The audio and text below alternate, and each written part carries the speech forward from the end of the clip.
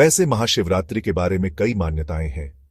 आज आपको बताते हैं भगवान शिव और माता पार्वती के विवाह की कहानी।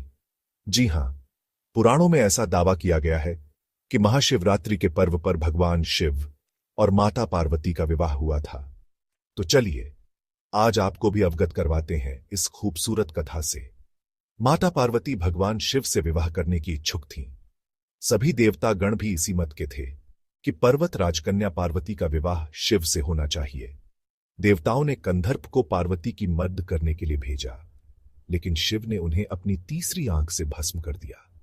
अब पार्वती ने तो ठान लिया था कि वो विवाह करेंगी तो सिर्फ भोलेनाथ से। शिव को अपना वर बनाने के लिए माता पार्वती ने बहुत कठोर तपस्या शुरू कर दी। उनकी तपस्या के चलते सभी जगह हाहाकार मच गया। बड़े बड़े पर्वतों की नींव डगमगाने लगी। ये देख भोले बाबा ने अपनी आंख खोली और पार्वती से आह्वान किया कि वो किसी समृद्ध राजकुमार से शादी करे। शिव ने इस बात पर भी जोर दिया कि एक तपस्वी के साथ रहना आसान नहीं है, लेकिन माता पार्वती तो अडिग थी।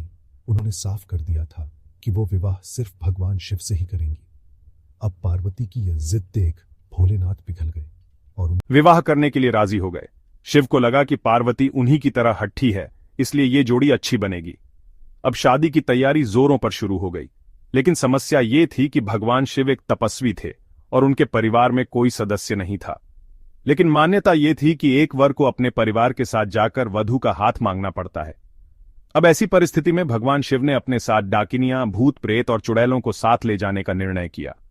तपस्वी होने के चलते शिव इस बात से अवगत नहीं थे कि विवाह के लिए किस प्रकार से तैयार हुआ जाता है, तो उनके डाकिनियों और चुड़ैलों ने उनको भस्म से सजा दिया और हड्डियों की माला पहना दी। जब यह अनोखी बारात पार्वती के द्वार पहुंची, सभी देवता हैरान रह गए। वहां खड़ी महिलाएं भी डरकर भाग गईं। भगवान शिव को इस विचित्र रूप में पार्वती की मां स्वीकार नहीं कर पाई और उन्होंने अपनी बेटी का हाथ देने से मना कर दिया। स्थितियां बिगड़ती देख पार्वती ने शिव से प्रार्थना की वो उनके रीति रिवाजों के मुताबिक तैयार होकर आएंगे।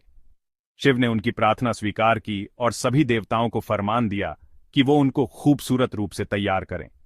ये सुन सभी देवता हरकत में आ गए और उन्हें तैयार करने में जुट गए। भगवान शिव को दैवीय जल से नहलाया गया और रेशम के फूलों से सजाया गया। थोड़ी ही देर में भोलेनाथ कंदर्प से भी ज्यादा सुंदर लगने लगे और उनका गोरापन तो चांद की रोशनी को भी मात दे रहा था। जब भगवान शिव इस दिव्य रूप में पहुंचे, पार्वती की मां ने उन्हें तुरंत स्वीकार कर लिया और ब्रह्मा जी की उपस्थिति में विवाह समारोह शुरू हो गया।